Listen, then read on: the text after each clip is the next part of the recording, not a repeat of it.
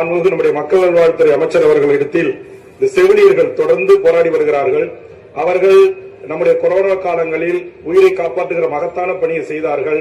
அவர்களுடைய வாழ்வில் ஒளியேற்றுவதற்கு மீதமுள்ள சுமார் 6000க்கும் மேற்பட்டவர்களையும் பணியந்திரம் செய்ய வேண்டும் என்று வேண்டுகோளை முன்வைத்து மாண்புமிகு பள்ளிக்கல்வித்துறை அமைச்சர்கள் மாண்புமிகு முதலமைச்சர் அவர்களும் ஒரு இனிப்பான செய்தியை இங்கு அறிவித்தார்கள்.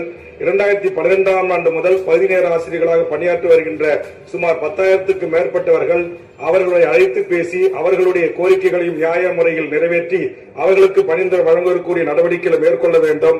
அதுபோன்று 2013ஆம் ஆண்டு நடைபெற்ற ஆசிரியர் தகுதி தேர்வில் தேர்ச்சி பெற்ற சுமார் 40,000க்கும் மேற்பட்ட ஆசிரியர்கள் காத்துக் கொண்டிருக்கிறார்கள்.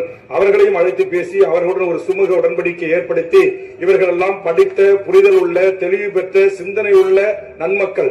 இவர்களுக்கு நம்முடைய அரசு இந்த உரிமைகளை எல்லாம் நாம் தருகின்ற போது நிச்சயம் அரசியல் ரீதியாகவும் நமக்கு மிகப்பெரிய நன்மை பயக்கும் என்பதை ஏற்கனவே நான் பதிவு செய்திருக்கிறேன்.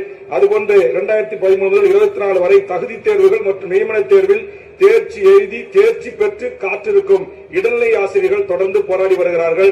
அவருடைய கோரிக்கையும் மாண்புமிகு பள்ளிக்கல்வித்துறை அமைச்சர் முதலமைச்சருடைய கவனத்திற்கு கொண்டு வந்து அதற்கு உரிய நிவாரணத்தை காண வேண்டும், அவர்களுக்கு பணி நிரந்தரம் வழங்கப்பட வேண்டும் என்ற வேண்டுகோளை முன்வைத்து அதுபோன்று தமிழ்நாடு முழுவதும் உயர்கல்வித்துறையிலும் அனைத்து அரசு கல்லூரிகளிலும் ஓராண்டு பணி கனி அறிவு பயிற்சி திட்டமாக செயல்படுத்தப்பட்டு வருகிறது.